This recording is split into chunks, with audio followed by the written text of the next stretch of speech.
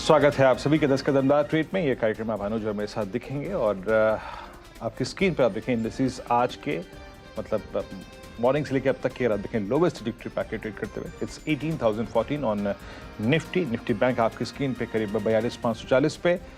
और शुरुआती टर्बुलेंस के बाद ऐसा लग रहा था कि एक बार के लिए थोड़ा सा निफ्टी समझने की कोशिश करेगा, लेकिन for the timing Nifty IT माफ कीजिएगा अभी भी बैकफुट पैकेट ट्रेड करता हुआ। तो आई थिंक अनुज यही दो ऑप्शन बेस बहुत क्रिटिकल है पूरे दिन के लिए। एक्सपायरी डे 42,500 और 18,000। लेकिन आज मेटल्स एक अच्छी भूमिका में अनुज।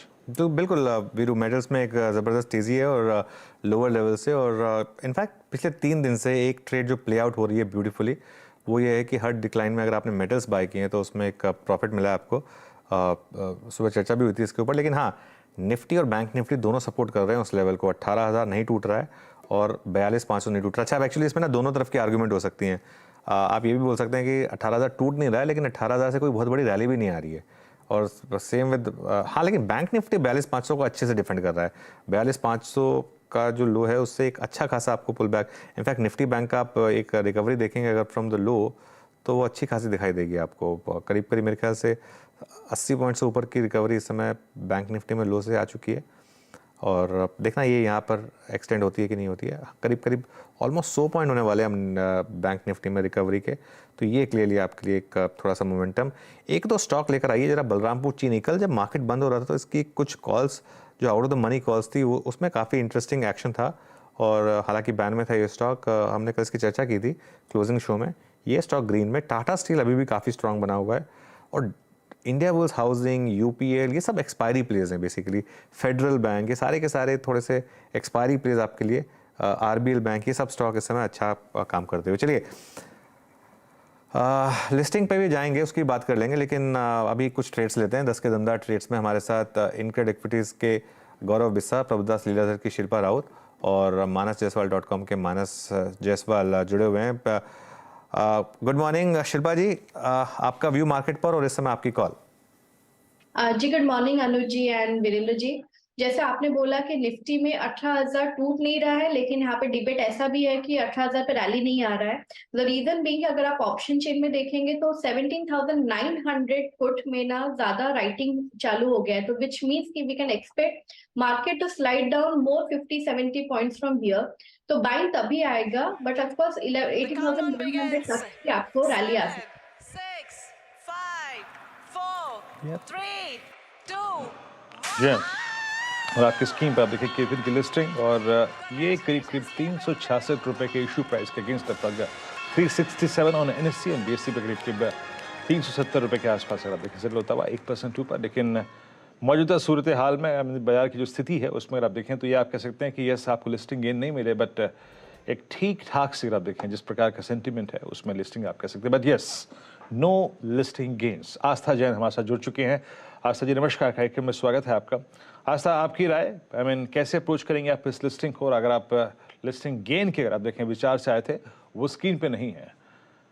पहला वो जिनको अलॉट था उनके लिए व्यू क्या है आपका लिस्टिंग गेन के प्रोस्पेक्टिव से सिर्फ? जी good morning Virendra ji, good morning Anuj जी। देखिए, सबसे पहले हमारी राय तो इसमें लॉन्ग टर्म के लिए ही सब्सक्राइब करने की थी। लिस्टिंग गेन की हमने उम्मीद भी नहीं की थी इस काउंटर पे। अब अगर किसी ने इसमें लगाए हैं, उनको अलॉटमेंट हुए हैं, मैं उनको यही राय दूंगी कि आप धीरज रखिए। मुझे लगता है कि लॉन्ग टर्म में ये वापस से सुधरेगा और ये रिटर्न्स देता हुआ नजर आएगा। अगर किसी भी वजह से ये नीचे भी जाता है तो मुझे ऐसा लगता है कि स्टॉप लॉस लगा लीजिए। ऑल्दो ये एक ट्रेडिंग काउंटर नहीं है, लेकिन फिर भी एक सेफर साइड पे 300 से लेके 310 के जोन में एक स्टॉप लॉस लगाइए। मुझे उम्मीद है 330 से नीचे जाने के चांसेस इसके काफी कम लगते हैं, तो एक सेफर साइड पे स्टॉप लॉस लगा के होल्ड करिए। लेकिन अगर अलॉट हुआ है तो लॉन्ग टर्म के लिए इंतजार करना है। अभी भी आप देखिए तो बिल्कुल फ्लैट है, तो अगर थोड़ा सा रिस्क ले सकते हैं, धीरज रख सकते हैं तो रुकिए, नहीं तो अभी भी फ्लैट ये चल रहा है तो वहां पे चाहे तो पार्शियली प्रॉफिट बुक करें, लेकिन सलाह रहेगी लॉन्ग टर्म के लिए इसमें पार्शियली होल्ड करना चाहिए। आस्था जी गुड मॉर्निंग। तो लॉन्ग टर्म में आपके क्या टारगेट्स होंगे यहाँ पर? देखिए अनुज जी, मैं लॉन्ग टर्म में क्यों बुलिश हूँ, क्योंकि जो सीएजीआर ग्रोथ से ये कंपनी डेवलप हो रही है, ये अपनी प्रोग्रेस दिखा रही है, इसने अपने नियरेस्ट कॉम्पिटिटर कैंप्स को भी पीछे छोड़ा है, तो ग्रोथ एक इंपॉर्टेंट फैक्टर है। दूसरा, इन्होंने अभी एक हेक्साग्राम का भी एक्विजिशन किया है, तो जब इस तरह के एक्विजिशन कंपनी करती है तो ग्रोथ को और ज्यादा सहारा मिलता है। लॉन्ग टर्म में टारगेट्स देना अभी थोड़ा सा जल्दबाजी होगी, क्योंकि मार्केट्स की कंडीशन खराब है। कुछ भी मैं कहूंगी तो वो गलत होगा, लेकिन फिर भी मुझे ऐसा लगता है सब कुछ ठीक रहा, कंपनी बढ़िया डिलीवर करती रही, तो मैं यहाँ 390 से लेके 400 तक के लेवल्स मान रही हूँ। लेकिन फिर मैं बोल रही हूँ मार्केट खराब है, अभी इमीडिएट नहीं आएगा। यहाँ पे आप कम से कम 3 से 6 महीने का नजरिया रखते हुए इसे होल्ड करिए और रिजल्ट्स को बराबर रिव्यू करते रहिए। वहां पे ग्रोथ आई तो डेफिनेटली ये कंपनी अच्छे रिटर्न्स देती हुई नजर आएगी, तो अभी घबराना नहीं है। अगर आ गए हैं तो रख लीजिए और लॉन्ग टर्म में वेट करें। चलिए, शुक्रिया आस्था जी इस चर्चा के लिए। तो एक केफिन टेक की लिस्टिंग ऑलमोस्ट इशू प्राइस पर लिस्टिंग, और आपके लिए व्यू ये है कि अगर आप लॉन्ग टर्म इन्वेस्टर हैं तो आप इसको होल्ड कर सकते हैं। शॉर्ट टर्म में तो खैर आपको कुछ लिस्टिंग गेंस तो मिले नहीं, आपको मिलने भी नहीं थे एक्चुअली, क्योंकि बहुत ज़्यादा इसमें कोई मोमेंटम था नहीं जब सब्सक्रिप्शन चल रहे थे उस समय पर। चलिए, अब चर्चा को आगे बढ़ाते हैं और वापस कुछ कॉल्स लेते हैं, क्योंकि निफ्टी एक बार फिर तैयारी कर रहा है 18,000 ब्रेक करने की, और इस बार अगर ये टूटा 18,000 तो जो हम जिक्र कर रहे थे कि 17,967 का लेवल ओपन होगा, और ये काफ़ी करेक्शन का इंडिकेशन दे रहा है आपको मार्केट इस समय। शिल्पा जी, आपने इंडेक्स पर व्यू दे दिया था, आपकी स्टॉक कॉल्स रह गई थी, बताइए। जी, मेरे यहाँ पे एक बाय कॉल रहेगा, वो रहेगा चंबल फर्टिलाइजर्स में। चंबल फर्टिलाइजर्स सपोर्ट जोन्स की तरफ ही है, 300 पे इसका बहुत अच्छा स्ट्रॉन्ग बेस है। फ्यूचर्स में अभी ट्रेड करा है जैन सीरीज में 304 समथिंग पे, तो मेरे हिसाब से यहाँ पे 298 का स्टॉप लॉस लगाइए और आपको टारगेट 320 एंड 325 तक भी देखने को मिलेंगे। चंबल फर्टिलाइजर्स आपकी स्क्रीन पे 304 पे 86 पे। अच्छा शिल्पा जी, एक ट्रेड एडिशन चाहूंगा आपसे, व्यू चाहूंगा। तमाम अच्छी खबरों के बीच में 20 मिनट में पिज़्ज़ा डिलीवर करने की अगर आप देखें उत्साह वाली खबर के बीच में भी जुबिलेंट फूड्स सिंक हुआ है, और बहुत तहजीब से सिंक हुआ है इस बार, और इस बार इसका प्रेन ज़्यादा है। और आप देखिए ना, 4 नवंबर से लेके अब तक की कैंडल्स को के बिहेवियर को रीड कीजिए, कितना प्रेशर है, कितनी वाइड कैंडल्स, थिन कैंडल्स में भी आप देखें वॉल्यूम है। वीरू, 20 मिनट में आपका व्यू। वीरू, एक सेकंड आप व्यू लें, उससे पहले ये 20 मिनट में पिज़्ज़ा, फ्रोजन पिज़्ज़ा को गर्म करके भेज देंगे क्या? 20 मिनट तो मतलब अगर आप एक मैगी भी अगर निकाल के बनाएंगे, ढंग से कुछ करेंगे, तो उसमें भी 10 मिनट तो लग जाते हैं कम से कम। और मतलब ये ना, और मैं एक और चीज़ बोलूँगा, ये ऑलरेडी खासतौर से मुंबई और दिल्ली में अगर आप राइडर्स को देखेंगे ना, जो जोमेटो और स्विगी के राइडर्स हैं या जो इन कंपनियों के राइडर्स हैं, वो काफ़ी ऑलरेडी रफ ड्राइविंग करते हैं, क्योंकि उनके ऊपर काफ़ी प्रेशर होता है टाइम पे डिलीवरी करने का। 20 मिनट में नहीं आएगा पिज़्ज़ा तो क्या हो जाएगा, आधे घंटे में, 40 मिनट में, 45 मिनट में। ये सेफ्टी का भी रिस्क है मेरे ख्याल से, जोक्स असाइड। लेकिन ये मुझे लग रहा है कि ये गलत है, ये इनको वापस लेना चाहिए। ये 20 मिनट में आप कोई फ्रेश पिज़्ज़ा नहीं डिलीवर कर सकते बना के, और आप अपने जो राइडर हैं उसको भी, उसकी भी सेफ्टी को हर्ट कर रहे हैं आप। मेरे ख्याल से इनको वापस लेना चाहिए। मैं चाहूँगा कि ये वापस लें इस मूव को। जैम, बिल्कुल बिल्कुल बिल्कुल। मेरे एक मित्र हैं जो उन्होंने लिखा था कि दिल्ली एनसीआर में या फिर कहीं भी जिसको इतनी भूख लगे कि 10 मिनट में और 20 मिनट में खाना चाहिए, तो वो एक काम करे कि उस होटल के छज्जे पे अपना घर ले ले। जनाब, पॉसिबल नहीं है 20 मिनट में और 10 मिनट में आप देखें खाना पहुंचाना। और बिल्कुल सही है, मैं बताऊंगा ना आपको, यहाँ पे दिल्ली एनसीआर में आप किसी भी रेड लाइट पे जाइए, खड़े हो जाइए। ये मैं आपको आंखों देखी और अपने तजुर्बे वाली बात बता रहा हूँ। जैसे ही रेड लाइट से ग्रीन लाइट होती है, पहला जो डिलीवरी बॉय होता है जुबिलेंट का या फिर जोमेटो का, जो सबसे पहले अगर निकल के भागता है, सबसे पहले निकल के भागता है। तो सही कहा आपने, उस पर प्रेशर भी काफी है, और आपकी स्क्रीन पे स्टॉक पे भी प्रेशर काफी है। आपकी राय शिल्पा जी? 504 इस बार पेन नजर आ रहा है स्क्रीन पे, आपका टेक इस पर? बोला एकदम सही है कि इसमें सेफ्टी का बहुत बड़ा कंसर्न है। वैसे अगर हम लोग देखेंगे तो ब्लिंकिट भी जैसे वो बोलते हैं कि 8 मिनट्स डिलीवरी, वो भी हम ऑर्डर तो करते हैं, but of course it is a concern because we know कि राइडर्स कैसे भाग के आते हैं, एंड वो लोग बोलते भी है कि 2 मिनट लेट हो गया, 1 मिनट लेट हो गया, sorry, and I can understand the pressure they go through, which is very wrong. Coming to the stock, yes, Jubilant food में अगर आप देखेंगे ऑप्शन चेन में तो 500 पे एक है सपोर्ट, बट जिस तरह से स्टॉक का बिहेवियर रहा है पिछले कुछ सीरीज से, तो आई डोंट थिंक कि यहाँ पे कोई अग्रेसिव बाइंग आ रहा है या आने भी वाला है। अगर आपको बस एक कंपल्सिव ट्रेड यहाँ पे लेना है तो ऑफकोर्स 480 का स्टॉप लॉस लीजिए और आपको 550 तक के टारगेट्स देखने को मिल सकते हैं। But if you ask me, मैं अवॉइड करूंगी बिकॉज स्टॉक का pattern and behaviour is very negative, and to avoid is the best thing. Okay चलिए, तो अवॉइड करिए स्टॉक को। और काफ़ी इनफैक्ट इसमें ऊपरी लेवल से डिक्लाइन आई है। एक वर्ल्ड कप से पहले थोड़ा सा एक ट्रैक्शन था इसमें, और वो इवेंट ख़त्म हुआ उसके बाद थोड़ा सा डिक्लाइन है, क्योंकि एक मार्केट को रिस्क ये भी लग रहा है कि इस क्वार्टर के नंबर भले ही अच्छे हों, लेकिन अगले क्वार्टर में क्या होगा, जहाँ ट्रिगर थोड़े कम है। लेकिन अब कुछ और कॉल्स ले लेते हैं। गौरव, आपने कुछ आइडेंटिफाई किया फ्रेश? देखिए, यहाँ पे एक एबीएफएल है जहाँ पे कंटिन्यूएशन पैटर्न है। वीकनेस पहले भी थी और एक फिर से एक आवली चार्ट से हमको ब्रेकडाउन देखने मिल रहा है। तो यहाँ पे आप 288 के स्टॉप लॉस से बेच सकते हैं। नीचे में स्टॉक जो है मुझे लगता है कि एक बार 270 के लेवल दिखा सकता है। तो यहाँ पे ट्रेंड भी वीक है, ब्रेकडाउन्स भी यहाँ पे हो रहे हैं, वॉल्यूम पार्टिसिपेशन भी है, और इचिमोकू के हिसाब से देखा जाए तो क्लाउड के नीचे ट्रेड कर रहा है मल्टीपल टाइम फ्रेम्स में। तो अगर मुझे यहाँ पे कोई ट्रेड लेना हो तो एबीएफएल काफी वीक है, यहाँ पे एक बार शॉर्ट बनाया जा सकता है। ओके, एबीएफआरएल देखिए, निफ्टी 18,000.5, तो जैसे कहते हैं ना, बिल्कुल स्किन ऑफ द टीथ वाला मामला है इस समय निफ्टी का। आप कोशिश कर रहे हैं, ये जो पुट राइटर्स हैं, कि 18,000 को बचा लें। लगता नहीं कि ये बचेगा, ये जो मुझे लग रहा है मैटर ऑफ टाइम। और एक बार गया तो फिर वो 17,967 की तरफ वो जो एक शार्प मूव है, वहाँ पर फिर सपोर्ट आ रहा है कि नहीं, वो फिर देखने वाली बात होगी।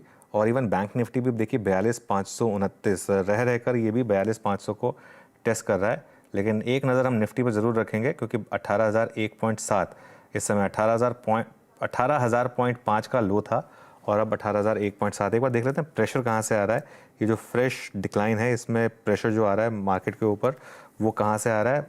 टेक स्टॉक्स में वापस थोड़ा सा प्रेशर, टेक महिंद्रा, अच्छा एक अदानी एंटरप्राइजेस में जो रैली बन रही थी वहाँ, अच्छा अभी 18,000 टूटा एक बार के लिए, 17,999, और फिर कोशिश हो रही है कि 17,999 18,000 को बचाने की। लेकिन बैंक निफ्टी भी 42,519 पर इस समय, तो इसको रिविजिट करते रहेंगे। एलएनटी में भी थोड़ी सी डिक्लाइन है इस समय, ये भी एक स्टॉक जो है इस समय नीचे है। लेकिन वीरो बैक टू 18,000 ऑन निफ्टी और 42,500 ऑन बैंक निफ्टी। जी हाँ, तो अगर आप देखें दबाव बढ़ता हुआ, अगर आगे देखते हैं कि किन किन स्टॉक से दबाव बढ़ रहा है। एक बार आप एचयूएल लेके आइए। मैं आई थिंक अगर मैं सही रीड कर पा रहा हूँ तो अभी इनफैक्ट मैं इसके पुट ऑप्शंस को दिख रहा था। हिंदुस्तान यूनिलीवर आपकी स्क्रीन पर देखिए, ये जो पुल बैक था ना, आई मीन जो अपने करीब 18,800 की ट्रैजेक्टरी छुई, उसमें इस स्टॉक का बहुत स्ट्रॉन्ग कंट्रीब्यूशन था। मुझे याद है 15 नवंबर से लेकर करीब करीब 1 दिसंबर के वाइल्ड स्विंग में सबसे बड़ा कंट्रीब्यूटर ये था। 15 नवंबर को इसका भाव था 2427 रुपये, और जनाब 30 तारीख को इसका भाव, मतलब 12 दिसंबर को इसका भाव था 2742। आपकी राय इस स्टॉक पे क्या होगी इस वक्त, कैसे अप्रोच करना चाहिए? ये पेन में है इस वक्त। गौरव, आपका व्यू इस स्टॉक पे इस वक्त? देखिए, निचले समय से इसमें रैली शुरू हुई थी, जो आपने सही कहा कि ऊपरी लेवल्स पे काफी अच्छा एक प्रॉफिट बुकिंग हमको नजर आई है, और यहाँ पे एक रिजेक्शन बना के स्टॉक जो है यहाँ पे नीचे आया है। स्टॉक अभी यहाँ पे देखा जाए तो मल्टीपल अपने सपोर्ट्स के नीचे है, और अगर ये 2540 के नीचे आज इसमें क्लोजिंग आती है तो एक और छोटा ब्रेकडाउन हमको देखने मिलेगा टुवर्ड्स लेवल ऑफ 2475 2480। तो यहाँ पे थोड़ा अवॉइड करूंगा ना, शॉर्ट राइट अवे शॉर्ट नहीं कहूंगा, क्योंकि यहाँ पे अगर आप देखेंगे तो एक वन साइड करेक्शन में हमको देखने मिल चुका है, तो यहाँ पे रिस्क उतना फेवरेबल नहीं रहेगा। बट यहाँ पे कंटिन्यूएशन पैटर्न है, और यहाँ से और गिरावट की उम्मीदें हैं। जो अगर 2040 के नीचे क्लोजिंग आता है आवली भी, तो मुझे लगता है और 30-40 पॉइंट यहाँ से और गिर सकता है एचयूएल में। ओके, एचयूएल में इस समय सेलिंग प्रेशर बढ़ सकता है।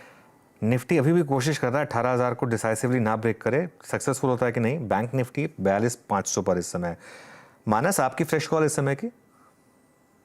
देखिए, 2 रिकमेंडेशन है। पहला तो एक कैश क्षेत्र से नॉन एफएनओ स्टॉक है, और वो है फिनोलेक्स पाइप। अगर आप यहाँ पैटर्न देखिए तो यहाँ पर आज हमें एक ब्रेकआउट देखने को मिला है और काफी बेहतर वॉल्यूम देखने को मिले हैं। तो फिनोलेक्स पाइप में खरीदारी करने की राय रहेगी। 185.90 ये आपके स्टॉप लॉसेस रहेंगे, और 205 तक के टारगेट्स आप फिनोलेक्स पाइप में देख सकते हैं। एक बिकवाली करने की सलाह रहेगी तो टाटा कंज्यूमर पे, जहां 200 मूविंग एवरेज ब्रीच हुए हैं, इसलिए यहाँ बिकवाली कर सकते हैं। 776 के स्टॉप लॉस से बिकवाली करिए, 745 के टारगेट के। टाटा कंज्यूमर एक और प्रेशर पॉइंट आपकी स्क्रीन पर। और कुछ देर पहले यानी कार्यक्रम की शुरुआत में हम एक स्टॉक का जिक्र कर रहे थे, अदानी एंटरप्राइजेस। जरा प्लीज़ लेके आइए, जो कि अपने उस 13 दिसंबर वाली कैंडल के हाई को बाइसेक्ट करने की कोशिश कर रहा था, लेकिन सक्सीड नहीं हो पाया। टाटा कंज्यूमर पर भी बात हुई है। और अगर आप देखें भारतीय एयरटेल जरा एक बार लेकर आइए, जिसको शायद आज एक स्टॉक ऑफ द डे की भूमिका निभानी थी, पर आपकी स्क्रीन पे भारतीय एयरटेल लगभग इस वक्त 803 पे मेरे स्क्रीन पे अगर आप देखें शायद फ्लैटविंग का ट्रेड था, 757 का लो लगा है। मानस जरा देखेंगे एक बार, आपका भी 757 का लो दिखा रहा है क्या आज भारतीय एयरटेल? बिल्कुल, वो मॉर्निंग का एक ट्रेड था, लेकिन वो उसको इग्नोर ही करना बेहतर रहेगा। लेकिन देखिए, पॉइंट ये है कि अगर 799 के नीचे भारतीय एयरटेल फिसलेगा और तब कर रहा आपको हूँ। दिक्कत ज्यादा होगी, क्योंकि उसके बाद आपको करीब 30-40 रुपए का डाउनसाइड देखने हाँ। को मिल सकता है। स्ट्रक्चर वीक है, ये मैंने मॉर्निंग में मेंशन किया था कि स्ट्रक्चर वीक है, तो अपनी स्टॉप लॉस जरूर लगाइए। 799 के नीचे आपको अपनी लॉन्ग पोजीशन से एग्जिट करना पड़ेगा। ओके, चलिए अब एक काम करते हैं, एक थोड़ा इस चर्चा को आगे बढ़ाते हैं। निफ्टी फिर डिफेंड कर रहा है 18,000 को, आराम से नहीं तोड़ने को तैयार है इस लेवल को, और बैंक निफ्टी भी 42,500 पर एक फाइट तो दिखा रहा है। एक बुल्स थोड़ा फाइट दिखा रहे हैं कि 42,500 को प्रोटेक्ट किया जाए। 2022 की आज आखिरी एक्सपायरी है और इस साल निफ्टी ने फ्लैट रिटर्न दिए, लेकिन इंडिविजुअल स्टॉक्स में आपको ज़बरदस्त रिटर्न्स मिले, खासतौर से सरकारी बैंकिंग, PSUs, रेलवे स्टॉक्स और कुछ प्राइवेट बैंक्स, कुछ मेटल स्टॉक्स। IT ने काफ़ी निराश किया है, कुछ फार्मा स्टॉक्स ने काफ़ी निराश किया है। अब समझना ये है कि अगले साल मार्केट की चाल कैसे रह सकती है, कौन सी थीम में पैसा बनेगा, और लॉन्ग टर्म के हिसाब से आपकी क्या रणनीति होनी चाहिए इस मार्केट को लेकर। इडलवाइस एसेट मैनेजमेंट के CIO त्रिदीप भट्टाचार्य हमारे साथ जुड़ गए हैं। Tridip ji, good morning. सबसे पहले तो आपको और आपकी टीम को happy new year. Same to you Anuj, और आपके शो में मुझे इनवाइट करने के लिए बहुत बहुत शुक्रिया। शुक्रिया जुड़ने के लिए आपका, और बताइए कि किस तरीके से 2023 को अप्रोच करेंगे, आपकी क्या एडवाइस होगी ना सिर्फ आपके इन्वेस्टर्स को बट हमारे व्यूअर्स को भी। सो मेरे हिसाब से अगर मैं पूरा इक्विटी एनवायरनमेंट 23 का समराइज करना चाहूँ तो मैं ये बोलूंगा कि रिसेशनरी कंडीशंस बिफोर रिटर्न्स, ये माहौल मैं देखता हूँ अगले 1 साल में। तो उसमें पहले 3 से 6 महीने में आपको नॉट जस्ट इंडिया, ग्लोबली थोड़े से रिसेशनरी कंडीशंस देखने को मिले, क्योंकि जो पिछले 6 महीने में रेट इंक्रीजेस हुई हैं उनका इकोनॉमी पे इम्पैक्ट अगले 6 महीने में हमको देखने को मिलेगा। सो वो थोड़ा एक कॉशियस समय रहेगा, उसमें से मिनिमम अर्निंग डाउनग्रेड वाले स्टॉक में हमको बने रहना होगा। लेकिन समवेयर अराउंड दिस टाइम आपको स्टॉक्स मिलेंगे जो अगले 2-3 साल के लिए आपको अच्छे प्राइसेस में मिले और रिटर्न्स आपको देने को और दे जाएं 2-3 सालों में। तो इसलिए overall recessionary conditions before returns would be the equity environment. उसमें से जो थीम्स जो कि मीडियम टर्म के लिए पॉजिटिव है, उसमें बना रहना चाहिए इन्वेस्टर्स को, but on tips rather than being very aggressive. That would be my starting comment. Okay, तो फिर जैसे इस साल जो बड़ी थीम रही वो ये रही कि IT ने बहुत निराश किया और बैंक्स ने अच्छा खासा मुनाफा कमा के दिया। आपको लग रहा है कि 2023 में ये थीम एक्सटेंड करेगी? मुझे लगता है कि ओवरऑल इसमें बैंक्स वाली थीम तो मेरे ख्याल में जरूर एक्सटेंड करेगी। IT वाला जो IT जो सेक्टर है वो कहीं ना कहीं पहले 3 से 6 महीने में मुझे लगता है कि हमको वर्स्ट शायद देखने को मिले। और उसका कारण ये है कि जैसे लोग नए साल में आते हैं वो अगले साल के बारे में सोचते हैं, बजट के बारे में, तो IT बजट्स के जो जनरली ग्लोबली कट्स होते हैं वो सबसे ज्यादा पहले 3 महीने में देखने को मिलते हैं, और उसका इम्पैक्ट हम लोगों को इंडियन कंपनीज में भी देखने को मिलेगा in their March quarter numbers, या जो भी वो कहना चाहें in terms of their outlook. So somewhere around this time frame शायद सेक्टर बॉटम आउट कर जाए। सो IT सेक्टर का PE डीरेटिंग पिछले 1 साल में हुआ, कुछ हद तक और काफी हद तक शायद अर्निंग्स करेक्शन हो गया है। Last round of earnings correction एक और बाकी है जो कि हमने को अगले 3-4 महीने में देखने को मिले, and then they are good to go from an investing standpoint. Tridip ji, जिन फियर्स या फिर जिन अगर आप देखें क्रिटिकल कॉम्बिनेशंस के साथ हम 2023 में जा रहे थे, उसमें एक तो ये भी था कि डेट पैसा बना के देगा क्योंकि ब्याज दरें काफ़ी ऊंची हैं। उसके बाद एक चैलेंज और जुड़ गया, I mean these covid fears, और फार्मा कंपनी और उनके शेयर प्राइसेस के बिहेवियर को देख के लग रहा है कि आई थिंक वो फियर धीरे धीरे ग्रिप कर रहा है। आपको क्या लग रहा है, क्या इस फियर को बाजार हाथों हाथ लेगा? क्या फार्मा कंपनियों पे थोड़ी नजर रखनी चाहिए, फिर आपको लगता है कि नहीं इतना स्ट्रॉन्ग, आई मीन 2020 जैसा इस बार शायद विजिबल ना हो? मेरे ख्याल में कोविड का जो ये 4th वेव होगा, अगर हुआ तो would be like a storm in a tea cup. मेरे ख्याल में ये 1-2 महीने के लिए हो सकता है मार्केट को तंग करे, पर उससे ज्यादा नहीं। तो फार्मा सेक्टर ने पिछले 1-1.5 साल से कुछ ज्यादा कुछ किया नहीं है from stock specific stand point, इसलिए कुछ 1-2 शेयरों में शायद कुछ बेनिफिट मिले, पर मैं इसको वन टाइम अपॉर्चुनिटी और वन ऑफ अपॉर्चुनिटी के हिसाब से देखूंगा रादर देन सेक्टोरल ट्रेंड।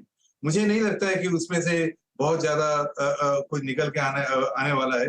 मेरे ख्याल में डोमेस्टिक जो हमारे थीम्स हैं, जो कि जैसे ये 2023 would be the first pre और last pre election budget overall, so थोड़ी इंफ्रास्ट्रक्चर स्पेंडिंग की तरफ रुझान शायद गवर्नमेंट का और मार्केट का ध्यान ज्यादा रहे अगले साल।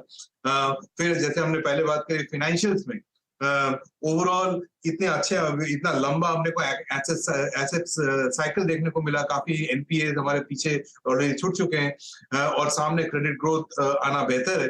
तो उस पॉइंट ऑफ व्यू से लगता है कि फाइनेंशियल्स, इंडस्ट्रियल्स और रियल एस्टेट, ये 3 जगहों पे मेरे ख्याल में अगर आप थोड़ा सा कंस्ट्रक्टिव पॉइंट ऑफ व्यू से देखना चाहें, सो 2023 टिल 2024 इलेक्शंस शायद अपने को देखने को मिले।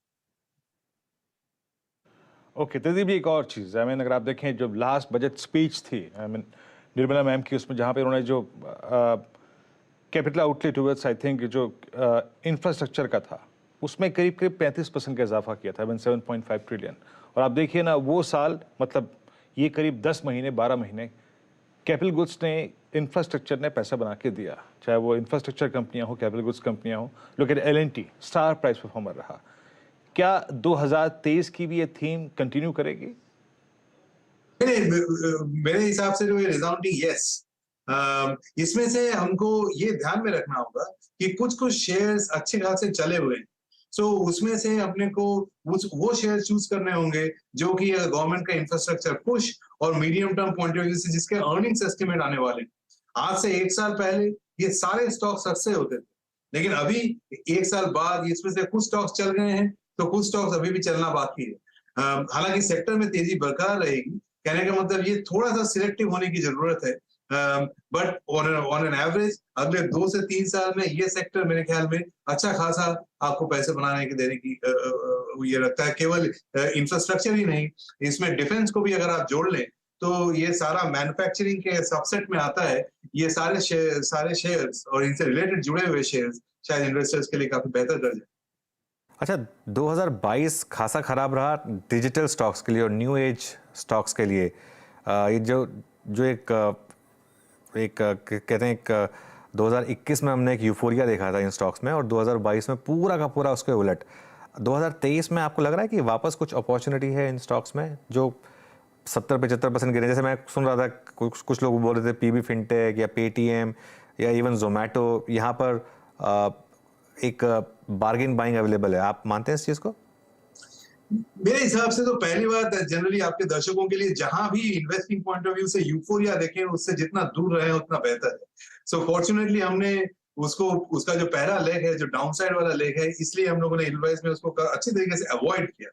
अभी सवाल ये आता है कि given that the stocks have corrected 50-75%, यहाँ से ये सस्ते हो चुके हैं कि नहीं।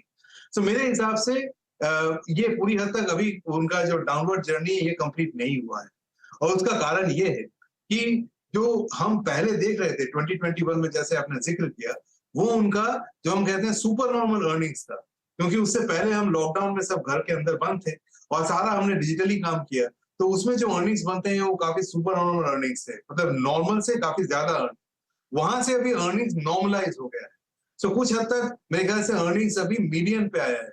जब ये अंडर वैल्यूड तब कहलाएंगे जब इनके अर्निंग्स थोड़े डाउनसाइड की तरफ चले जाएं, जबकि मतलब नॉर्मल से थोड़े नीचे जाएं। आई थिंक ये लेग अभी भी बाकी है, हो सकता है अगले 3 से 6 महीने में देखने को मिल जाए। पर इसमें से एक और चीज ध्यान में रखने वाली बात यह है कि जो फंडिंग एनवायरनमेंट है इन सब कंपनीज की, जो वेंचर कैपिटल या प्राइवेट इक्विटी का जो फंडिंग एनवायरनमेंट था, ये आज से पहले नेगेटिव रेट एनवायरनमेंट में ऑपरेट करता था, तो इसलिए काफी सारे प्रोजेक्ट फंडेड हो जाते थे, क्योंकि दुनिया जहां में रेट ऑफ इंटरेस्ट काफी कम था। अभी वो सिनेरियो चेंज हो गया है।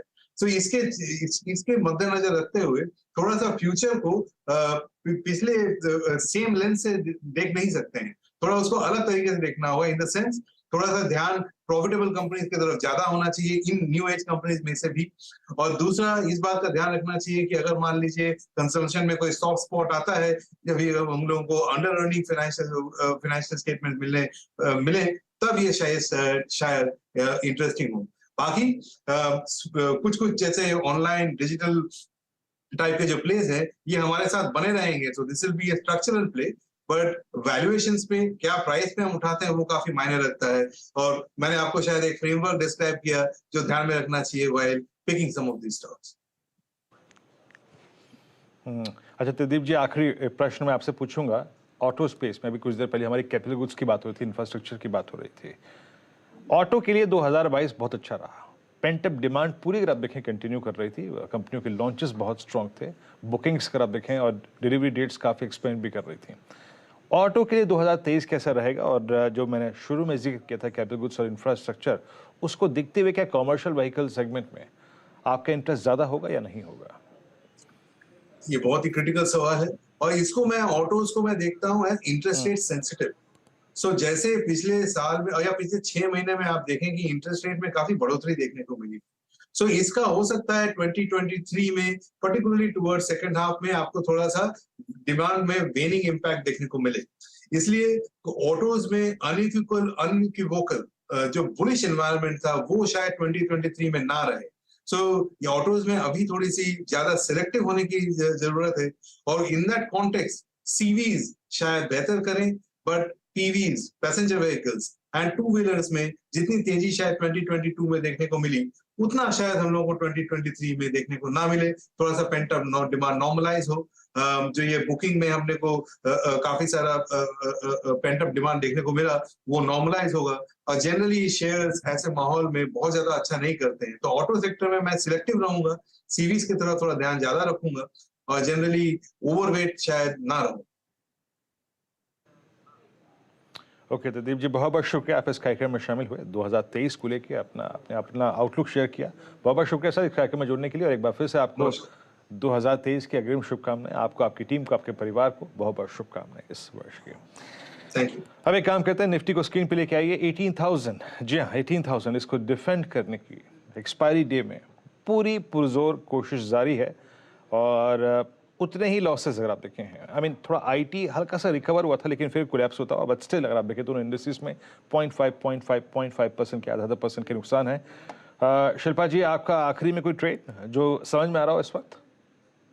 जी मेरे हिसाब से अभी एक नया ट्रेड लेना चाहिए, वो है Crompton Greaves. Crompton Greaves again I will stick to my risk reward theory.